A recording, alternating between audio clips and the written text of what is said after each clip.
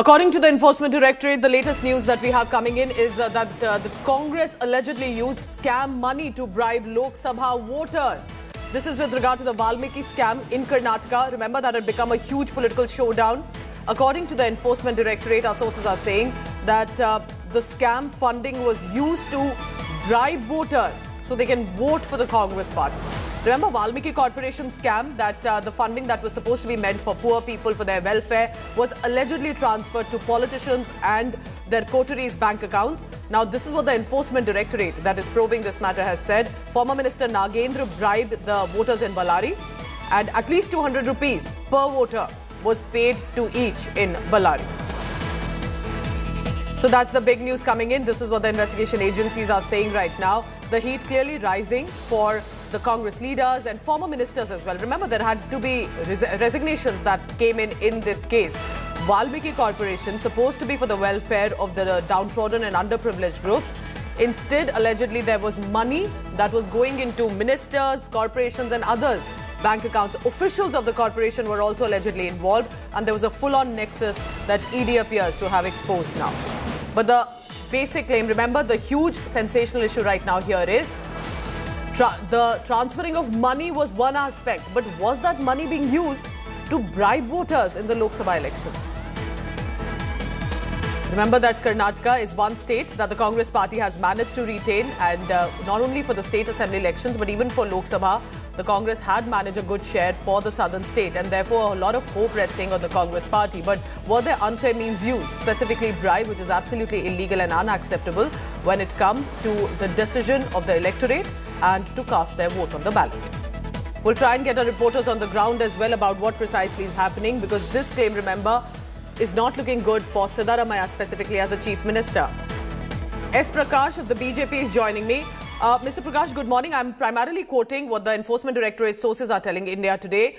But to have a transferred amount, funding meant for the downtrodden, to be using it for bribe.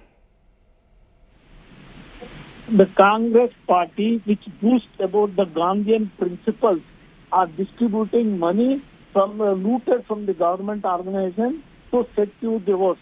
Such kind of corruption they are indulging in Karnataka. This is a very serious exposure made by the Enforcement Directorate.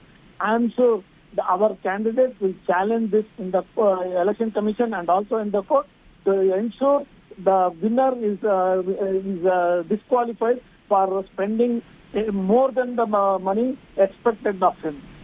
The Valmiki scandal is a very huge scandal, including the chief minister, the minister. Most of them are involved in it.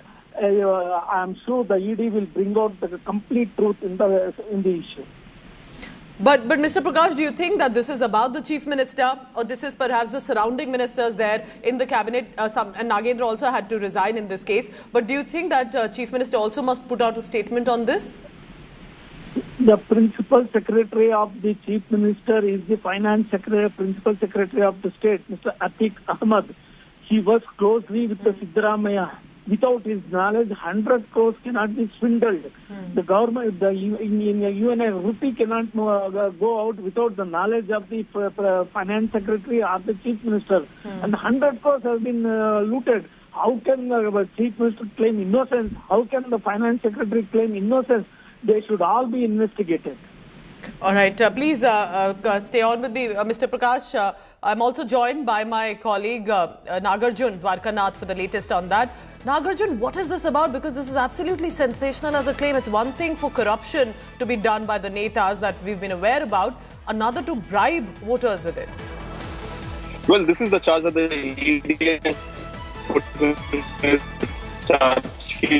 ED naming all the accused, saying that the money from the Valmiki board was used for Ballari Lok Sabha elections. Not just that, but also they have given links to Telangana, because the money from the board went to different accounts in Telangana as well. The ED suspects that even in Telangana, liquor money was given is what the ED charge sheet says. However, the Congress government here is saying that time and again the agencies here have targeted opposition leaders. The chief minister yesterday too said that the money has been recovered. Then where is the question of being spent? Hence, he says that the agencies are targeting the opposition leader, and especially Minister Nagendra and the accused in Karnataka Valmiki scam as well. But The ED charge sheet gives out some sensational remarks as to white money of the government, the exchequer money taken off from the board and then used in election is what the serious charges are.